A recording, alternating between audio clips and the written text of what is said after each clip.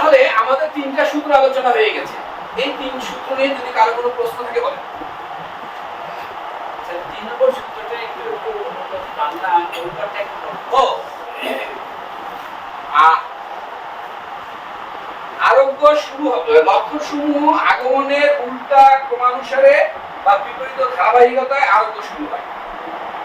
অর্থাৎ লক্ষণ সমূহ যে আকার যেখান থেকে শুরু হয় আর এবং চিকিৎসার জন্য যেখানে আসে সেইখান থেকে আরোগ্য শুরু হয়। একজন রোগী চিকিৎসার জন্য যে অবস্থার কাছে আসে সেই অবস্থা থেকে প্রথমে শুরু হয়, আর যেখানে শুরু হয়েছিল শেষে গিয়ে ওখানে সুস্থ হয়। আমার তো কোনো মনে দেখা যায় আমার তো অতীত ছিল আবার নতুন করে আপনি এখানে আসেন, তিনটে একটা রোগীর মধ্যে দেখা যাবে পর্যায়ক্রমে, কিন্তু অ্যাট এ টাইম তিনটে আসবে না। ওখানে কিভাবে আছে এই যে আপনার 70 জন কার সাথে দেখা দিচ্ছে আউটওয়ার্স সব বেড়ে আসতেছে। আচ্ছা আবার বলি আমি, হ্যাঁ আপনারা একজন রোগীর রোগ যেভাবে দেখা দেয়, যেখানে শুরু হয়, রোগ যেখানে শুরু হলো, কি শুরু হলো, যে কোনো একটা রোগ, সেটা যে রোগে হোক, যেখানে শুরু হলো আর যেখানে গিয়ে শেষ হলো, অর্থাৎ আমার কাছে ও চিকিৎসা আসলো, প্রথম যখন আমার কাছে চিকিৎসার জন্য আসলো তখনকার যে রোগটা ওইটা আগে ভালো হবে। হ্যাঁ, আর তার শরীরের রোগ যখন শুরু হয়েছে প্রথম 3 বছর আগে, 5 বছর আগে, 4 বছর আগে, সেটা শেষে ভালো হবে। ফার্স্ট কাম লাস্ট কাম। শেষে ভালো হতো সেটা আমার দেখা দিতে হবে, দেখাও দিতে পারে, নাও দেখা দিতে পারে। যে আগে যে রোগটা আগে দেখা দিবে সেই রোগটা পরে। এইবার আরেকটা কথা দেখেন, কারো রোগ দেখা দিয়েছে নাকে টিউমার, নাকে মাথায় টিউমার, পায়ে টিউমার, দেখেন সব জায়গায় আছে, বুকে একটা টিউমার। এখন আমার কোন সূত্র কার্যকরী হবে? 1 2 3 কোনটা? কেন সরি এদিকে জানার জন্য 1 2 3 আমার কিন্তু টিউমার দেখা দিয়েছে কোথায়? নাকে। আপনার মানে কথাগুলো সূক্ষ্মভাবে ইয়ে করে। টিউমার শুনেছে নাকে, আসসালামু আলাইকুম, ওয়ালাইকুম আসসালাম, পিঠে, মাথায়, হাঁটুতে। ভালো করে দেখেন, নাক, পিঠ, মাথা,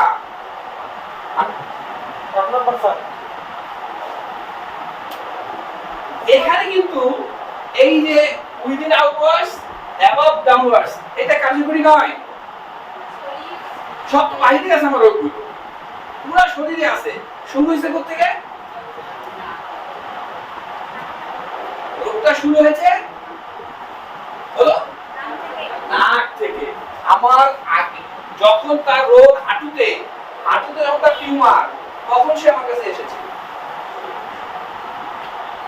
আমি যদি তাকে টিউমারের যথাযথ ওষুধ দেই এবং ওষুধটা যদি সঠিক হয়, সঠিক হলো কিনা বুঝবো কিভাবে? যদি নাকেরটা মাথাটা ভালো হয় আগে, তাহলে বুঝবো যে সঠিক হয়েছে। ঠিক আছে? আমি ওষুধ দিলাম মাথা সবার উপরে, তাহলে মাথাটা যদি আগে ভালো হয় তাহলে ওষুধ ঠিক, আর যদি মাথাটা আগে ভালো না হয় তাহলে ওষুধ ঠিক। ক্লিয়ার? হ্যাঁ, আপনার কাছে ক্লিয়ার হয় নাই কারণ আমি ভুল বলছি। কারণ এটা 3 নম্বর সূত্রকে সাপোর্ট করে, 1 এবং 2 কে সাপোর্ট করে না। 3 নম্বর সূত্র বলছে রোগ লক্ষণ যেখানে দেখা দিয়েছিল সেখানে না, যেখানে দেখা দিয়েছিল সেটা সবার শেষে ভালো হবে, আর শেষেরটা আগে ভালো হবে। তাহলে শেষ রোগটা হাঁটু, হাঁটুটা আগে তার সুস্থ হইতে হবে। এখন শেষ পর্যন্ত দিতে বলবেন না, শেষ শেষ যেমন শেষ পাবে। দেখুন আগে হয়েছে নাকে, তারপরে হয়েছে পিঠে, তারপরে হয়েছে মাথায়, উল্টো দিকে চলে গেল, তারপরে হয়েছে হাঁটু। রোগ লক্ষণ যেভাবে দেখা দিয়েছে তার উল্টো দিক থেকে সুস্থ হবে। আগে হাঁটুতে হয়েছিল, সর্বশেষ আগে নাক, সর্বশেষ হাঁটু। এখন সুস্থ যখন তার হাঁটু থেকে সুস্থ হবে, সুস্থতা এই হয়ে যাবে। এইটা হলো কিওর, আর এটা হলো ডিজিজ।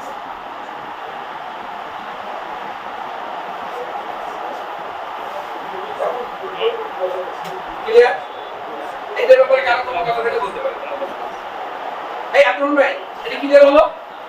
চিন্তা করে শুরুটা দেখেন, আগে নাকে হয়েছে টিউমার, কিছুদিন পরে পিঠে একটা দেখা দিয়েছে, 3 বছর পরে মাথায় একটা দেখা দিয়েছে, 7 বছর পরে হাঁটুতে একটা দেখা দিয়েছে। নাকে যখন দেখা দিয়েছিল তার 15 বছর পরে আমার কাছে ট্রিটমেন্টের জন্য এসেছে।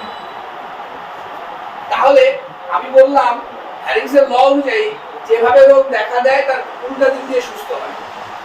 ফার্স্ট কাম লাস্ট কাম, ট্রেন বাংলাদেশ ট্রেনের সময়সূচি। ফার্স্ট কাম নাক, যদি প্রথমে নাক ভালো হয় যাওয়ার সাথে সাথে বুঝতে হবে বড় ধরনের একটা ভুল হয়ে গেছে। হ্যাঁ, কিন্তু আমি ওষুধ দিলাম নাকেরটা ভালো হয়েছে, রোগী কিন্তু খুশি হয়েছে, বাপরে বাবা এটা অনেক পুরনো ছিল, এটা আগে গেছে। আমার খুশি হওয়ার সুযোগ নেই। স্যার নাক যদি ভালো হয় তাহলে তাহলে সমস্যা হচ্ছে। আপনি বলো যে সার্ভিস আছে আপনার যে আপনার যে ইনিশিয়াল যে মারা করবেন এটার সাথে রিয়েল হতে মধ্যে কোনো সম্পর্ক আছে? 100%।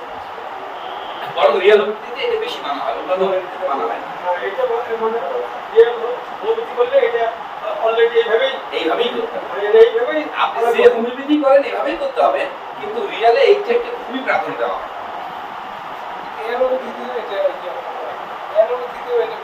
হ্যাঁ, এলোপ্যাথিতে তো এটা নিয়ম, কিন্তু তারা মানে না। অবশ্যই বলে দিন। তারা তো কানা ফাটার পক্ষে। তাদের এলোপ্যাথি ভাষায় 90% লোক কাটতে হয়, মানে সার্জারি। আর আমাদের ভাষায় 99% হচ্ছে মেডিসিন, 1% সার্জারি।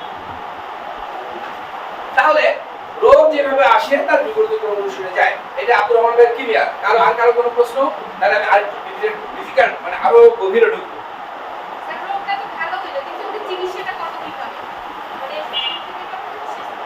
হ্যাঁ হ্যাঁ,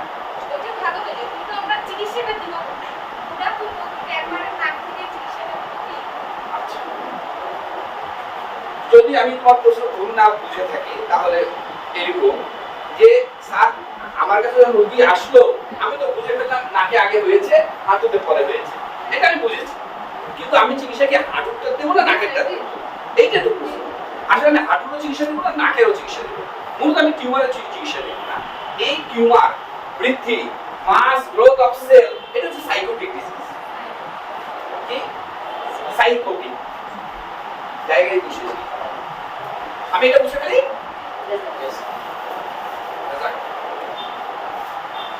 এটাকে বলে সাইকোটিক ডিজিজ। সাইকোটিক একটা মায়াজম, যে কোনো ধরনের বৃদ্ধি, হাড় বাড়া, মাংস বাড়া, চামড়া বাড়া, সেল বাড়া, চুল বাড়া, হাত বাড়া। কারো কারো কিন্তু আছে 2 হাত 1 সমান না, একটা বড় একটা ছোট। কারো কারো আছে 2 পা 1 সমান ছিল, এখানে একটা পা বড় হয়ে গেছে। সে বলে যে আমার একটা ছোট হয়ে গেছে, কিন্তু তাকে যদি হিসাব নিকাশ করে দেখানো যায় দেখা যায় একটা বড়, কারণ তো ছোট হয়, বাইরে যেটা বলবো না, বড় হয়ে গেছে। যে কোনো ধরনের বৃদ্ধি, অল কাইন্ডস অফ বৃদ্ধি, ঠিক আছে?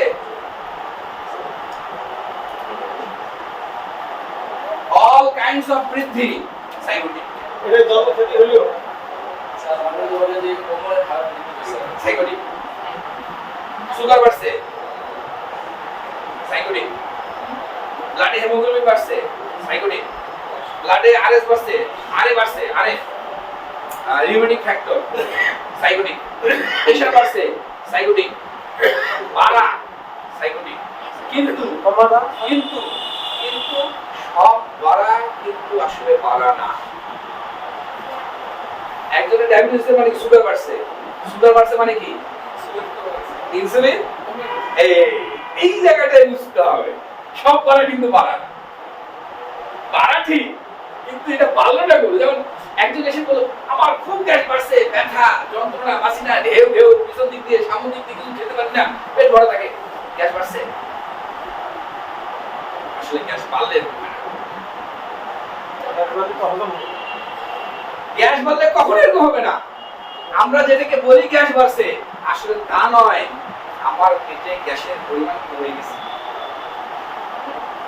এখন গ্যাস বাড়া, এই যে রোকেয়া কলেজের প্রিন্সিপাল ছিল মুসা স্যার, এই মনে আছে সেদিন গ্যাস বাড়া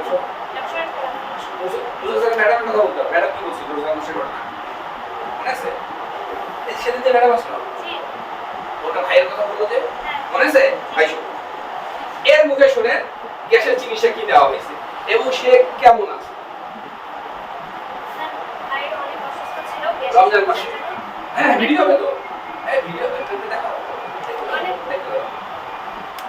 নাম পর্যন্ত বলি হ্যাঁ রুবিউস আছে না ও জামাল জামাল জামাল ওই যে চশমা দিলাম জামাল ওনার ভাই হচ্ছে জামান ওনার অনেক বেশি গ্যাস হচ্ছিল রমজান মাসে 2 বেলা করে গ্যাসের ওষুধ খাচ্ছিল 3-4টা গ্যাসের ওষুধ খাচ্ছিল আবার হচ্ছে ইনজেকশনও দিছে কিন্তু তার গ্যাস নিয়ন্ত্রণ হচ্ছিল না তারপর এত বিরক্তিকর অবস্থা তখন বলতেছে যে আমি ওর কি বলতেছে যে কোথায় যায় গ্যাসের ওষুধ খাইছে গ্যাসের সুস্থতা দেখা দিচ্ছে তখন ওর বললো যে আমি ওই স্যারের কাছে একটা টোটকা নিয়েছিলাম যে লেবু পানি একসাথে খেলে অনেক সময় গ্যাস নিয়ন্ত্রণে আসে অবশ্যই খাবার 5 মিনিট আগে লেবুর সাথে পানি মিক্স করে সেই পানিটা খেলে গ্যাসটা অনেকটা নিয়ন্ত্রণ তখন উনি খেয়ে অনেকটা আরাম পায় তারপর থেকে তাকে গ্যাসের ওষুধ কোনো প্রথম দিনেই প্রথম দিনে তার উন্নতি এত যে এরপর দেখা গ্যাসের ওষুধ খেতে হয় তার মানে কি আমরা জানি লেবু খেলে গ্যাস তাই না খালি পেটে খেলে আরো হবে কেউ যদি গ্যাস কোনো গ্যাসের রোগী খালি পেটে আধা কাপ পানিতে 1 পিস লেবু চিপে দিয়ে খানা খাওয়ার 5 মিনিট 10 মিনিট 15 মিনিট আগে খায় খাওয়ার পরে খানা খায় এর প্র্যাকটিস করে সে 6 মাস পরে তার গ্যাস নিশ্চিত হয়ে যায় মানে কি মানে হলো তার পেটের মধ্যে গ্যাস কম হচ্ছিল গ্যাস কম হওয়ার কারণে ওই যে অ্যাসিড গুলো পেটে পড়তেছিল ওইটা জ্বলে যাচ্ছিল জ্বলে যাওয়ার কারণে যা আসছিল এই যে আমার বুক জ্বালা এই যে আমার গ্যাসের সমস্যা মনে হচ্ছিল এলোপ্যাথি বলে গ্যাস বাড়ছে আসলে বাড়ে নাই গ্যাস কমছে এখন ওটাকে বাড়ায় দেন তো গ্যাস যদি না বাড়ে তাহলে পেট ফুলে ওঠে আপনার তো হজম হচ্ছে না এসি কমে গেছে কমে যাক কিন্তু আমার খাওয়া হয়নি তারপরে পেট ফুলে আসে হ্যাঁ গ্যাস কমার নিয়মই এটা গ্যাস হলে গ্যাস তো মানে ডাইজেস্টিভ জুস হলে অ্যাসিড যখন অ্যাসিড পড়বে আপনার ভিতর থেকে সবটাকে সে জ্বালায় ফেলবে পেটকে ফাঁকা করে দেবে ও তো পাচ্ছে না জায়গা আসতেছে না এখন আপনি খান খেলে দেখলে ভালো হয়ে গেছে খালি পেটে লেবুর রস অথবা লেবু খেলে একটু বেশি গ্যাস হতে পারে পানির সাথে বেশি পানি কম রস বেশি গ্যাস পানি নরমাল গরম পানি হলে এক কাপ পানিতে 1 পিস লেবু বেশি দেখবেন যে এত উপকার হবে সেই মহিলা ম্যাডাম আমাকে বলতেছে যে আমার ভাই এত প্লিস্ট হয়েছে বলে তোর তো এটা ডাক্তার না অন্য কিছু আর ওই সাল ওকে বসে ওই ডাক্তারের তো পা ধুয়ে খেতে মন চায় আমার তার 30-35 বছরের আইবিএস ভালো হয় না আল্লাহ পাক আমার চিকিৎসা করার পরে এতটাই সুস্থ করে দিয়েছে এত ভালো সে প্রায় রুগী পাঠায় রুগীকে এমন গল্প করে রুগী এসে আমাকে বলে আর ওই সাল তো আপনি পা ধরে পানি খেতে চান এই পাশে আপনার চিকিৎসাটা তো কিন্তু আমাকে এই ডাক্তার মানে বুঝি বলে ভাব নাম কি আসছে না আমি সেগুলো থাকতে পারি তো উনি ওনার ভিডিওতে বলছে যে উনি বলছেন আবার অলকনাথ দেব বলছেন যে আপনাকে এক গ্লাস পানির আগে সোডিয়াম বাইকার্বনেট হাফ চামচ একটা লেবু সম্পূর্ণ কিনতে হবে হালকা গরম পানি দিয়ে 1 গ্লাস খেতে হবে তারপরে আপনি আধা ঘন্টা পরে খাওয়া হবে এটার সাথে আপনি কিছুটা দিবেন আপনি বলেন যে হাফ কাপ পানি আর লেবু বলে একটা ওরা হচ্ছে এখন পরিমাণ বেশি হলে পানির পরিমাণ বেশি ক্ষতি হবে মানে খেতে হবে লেবু পানি কিন্তু উনি তার সঙ্গে বললেন যে এটা আরেকটা আছে পিএস লেভেলটা আপনার ঠিক আছে ইয়েস আর পিএস লেভেল তো অনেক বিরাট যে পানিতে পিএস ঠিক থাকে না বা এসপি ঠিক থাকে না সেই পানি খেলে তো আমাদের সমস্যা হয়। আচ্ছা এর সঙ্গে কি আমি পিঙ্ক সল্ট কারণ সেটাও কিন্তু পিএস লেভেল জি অনেক ভালো পিক্সল অনেক ভালো মানে বিষয়টা হচ্ছে কি আমি আমার মতো করে একটা সিস্টেম করেছি উনি ওনার মধ্যে দেখেন বাস্তব কথা হলো আপনাকে খেতে হবে লেবু পানি। আচ্ছা এখন আমি যদি আপনি বলি লেবু পানি খান, আপনি আমাকে প্রশ্ন করবেন, কেমনে খাবো? হ্যাঁ এখন আমি যদি এক একজনকে এক একজন বলি, আপনি কোনো সময় শুনলে কনফিউজ হবেন। আমি একটা থিওরি দাঁড় করিয়েছি, এইটা উনি বলছে ওইটা ঠিক, মূলত খেতে হবে আপনাকে লেবু পানি। ক্লিয়ার? আর কি বলবেন কি জি জি জি জি। এই যে হিমালয়ের পিংসল লবণের পানি যেটা কিন্তু অলরেডি পৃথিবীতে খালি প্রেশার বাড়ি কিন্তু হিমালয়ের পিংসল খালি হয় না কারণটা কি? লবণ হচ্ছে খনিজ লবণ। লবণ তো নয় হিমালয়ান পিংসলের হয়তো আমরা সাধারণ যে লবণ পাই, এটা খনিজ লবণ, এটা তো সমুদ্রের লবণ সামুদ্রিক লবণ। কিন্তু হিমালয়ের পিঙ্ক সল্ট সল্ট, ওর মধ্যে এই ৮৯% মিনারেল হ্যাঁ, আর আরেকটা ব্যাপার আছে, বৈজ্ঞানিক নাম কি জানো? লবণের নাও সোডিয়াম ক্লোরাইড সোডিয়াম ক্লোরাইড। এই সাধারণ লবণে ক্লোরাইডের পরিমাণ বেশি, সোডিয়ামের পরিমাণ কম। আর পিঙ্ক সল্টের মধ্যে সোডিয়ামের পরিমাণ বেশি, ক্লোরাইডের পরিমাণ কম। এটা একটা কারণ। আর সোডিয়াম ওর মধ্যে আবার মানে মূলত হিমালয়ের পিঙ্ক সল্ট আসলে মূলত আসলে পানি। এখানে পানিটা উড়িয়ে দিচ্ছে এরা, ওখানে কিন্তু পানিটা জমে আছে, ধরে রাখছে। দেখবেন এই লবণ এক জায়গায় রাখবেন 1 কাপ রোদের মধ্যে, আর এই পিঙ্ক সল্ট রাখবেন 1 কাপ, দুইটা দুই রকম রাখবেন। এ দ্রুত করে যাবে, এ দ্রুত করে যাবে। এটা মশলাটা পুরো অসুবিধা কিন্তু ওখানে বড় আছে ওখানে এত কথা বলা নেই তো না, সব জায়গায় সব কথা বলার সুযোগ থাকে না। ওখানে বলছি যে সময় সময় লবণ তো এখানে মিনারেলস পরিবর্তন হচ্ছে এখন এই যে ব্যতিক্রমগুলো, আমরা একটা আলোচনা করলাম ব্যতিক্রম, নাকে আগে কেমন উঠেছিল, সে এখান থেকে যাচ্ছে।